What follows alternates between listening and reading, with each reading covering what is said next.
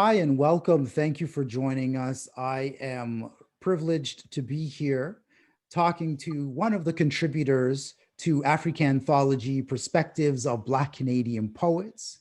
I have Bertrand Bickersteth, who is based out of Calgary, Alberta, who is also the 2021 recipient of the Gerald Lampert Memorial Award given by the League of Canadian Poets. So first of all, congratulations for the accolade.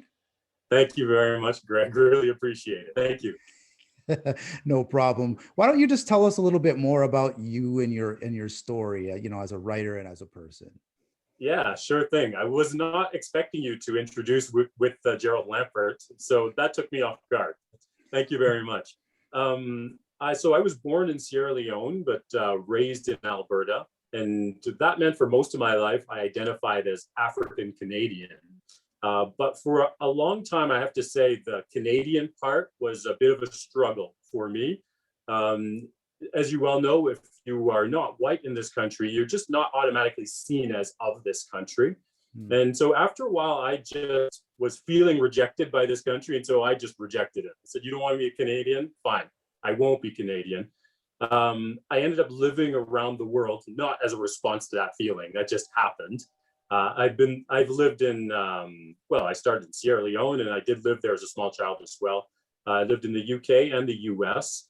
And very interestingly, living in all those places gave me a very interesting insight into identity itself. And that allowed me to sort of rethink my own sense of identity. And so my writing became an exploration of working through those ideas of what it means to be someone from Canada and someone who is Black at the same time. Did I answer all your questions?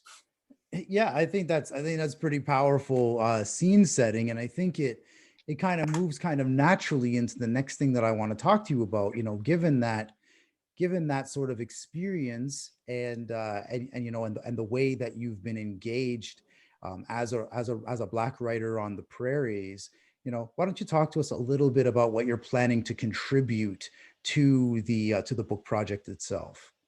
Yeah, absolutely. So because of all those experiences I had in thinking about identity, I went through a process of figuring out how is it that I can connect myself to this thing called literature, to this process called writing. So when I was a student, an English major, of course, we read almost no Black authors at all. I have a very vivid memory, in fact, of my one English teacher in Can Lit, pointing to his syllabus that he created and saying, look, we only have one author here of African descent on this whole canon. That's something we should think about. That's a problem. And I thought to myself, holy cow, he's right. Not only is that just one author in this class, that's the only author in all of my education that I've encountered that's Black. And that's a huge problem. I know, that's a huge problem. So obviously that gave me the sense that I don't necessarily belong to that literary pantheon in the same way that I felt that I don't really belong to Canada. But I was determined to belong to that pantheon because I felt that writing was a solution. It was a way through things for me. And as I told you, I lived in different countries. And what I discovered is that nobody has got the monopoly on normal. They all think they are normal and they're all doing things completely differently. So this really struck me with language in the UK. People would be talking about, for example, the boot of the car rather than the trunk, right? And that was just normal for them. But they would also do it, Greg, in using language that was very significant, I found. So for example, when they talk about Asians, they talk about people who are from the South Asian subcontinent. So they mean India and Bangladesh and Pakistan, whereas we think of Asians as East Asia. So I had to reckon with that because it's one thing to tell a Brit, well, I'm just going to keep saying trunk, like screw you, right? I'm not going to say boot, right? That's not a boot.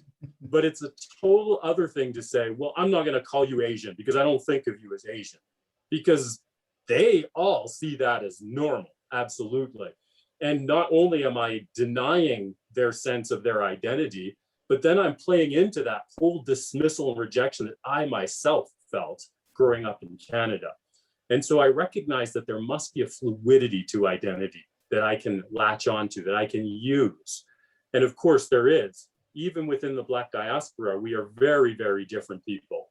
Though we have this thing in common as well, but we all come from different countries, we have different languages, different parts of the countries, different parts of the continent. We all engage that Blackness differently. And I thought that I could use that as a process to connecting myself to literature by linking these two things, Blackness and Canadian or Albertan identity. So I'm going to be contributing an essay to the anthology that I call Berta Berta, which I've named after a traditional work song. Alan Lomax went and recorded these prison work songs in the 1930s and the 1940s. These Black prisoners who would be singing as they were working.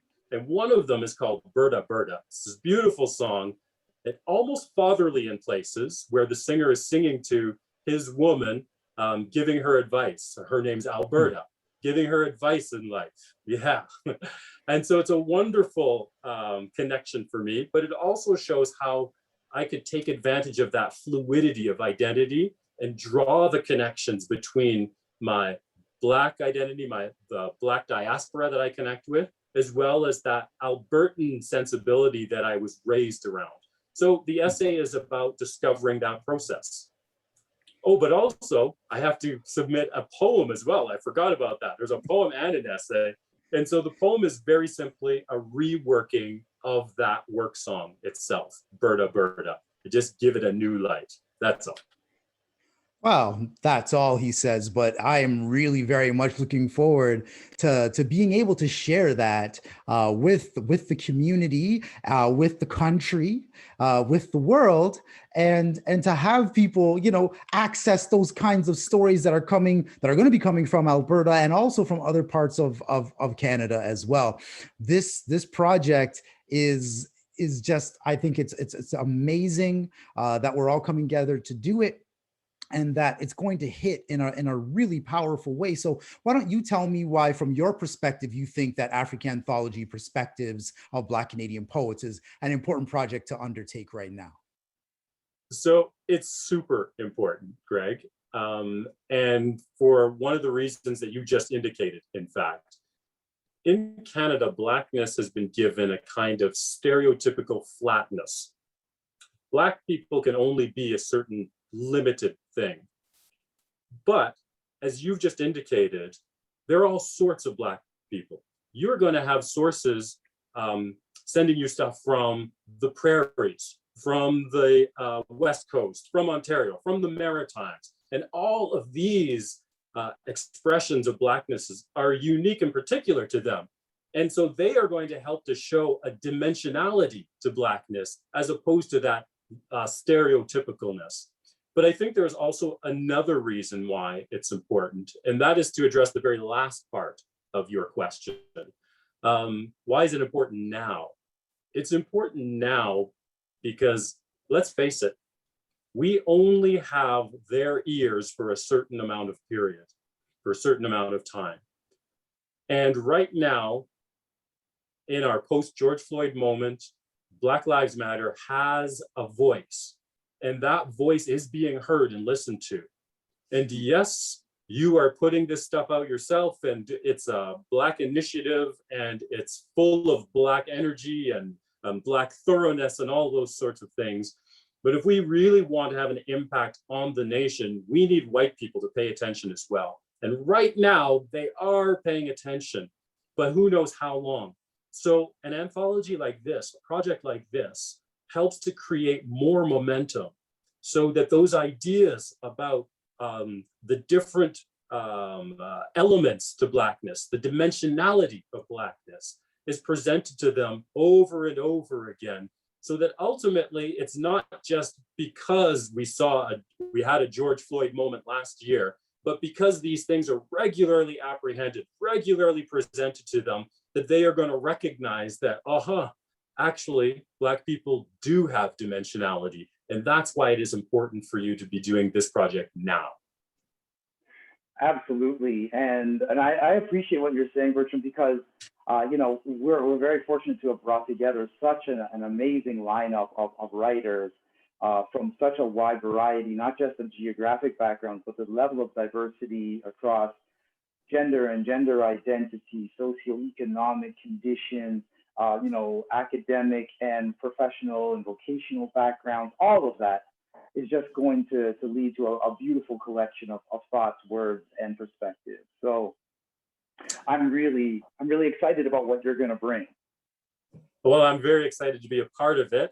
And you rightly demonstrated that this diversity is much more than just the geography I mentioned. And that is the importance, because you don't have dimension with only one factor. So I feel honored to be a part of this. And I really look forward to seeing the final product, because frankly, Greg, I love contributing to these things in which I do a little piece, but then when I see the whole thing, it's such an orgy of intellectual and artistic consumption for me. I love digging deep into that stuff.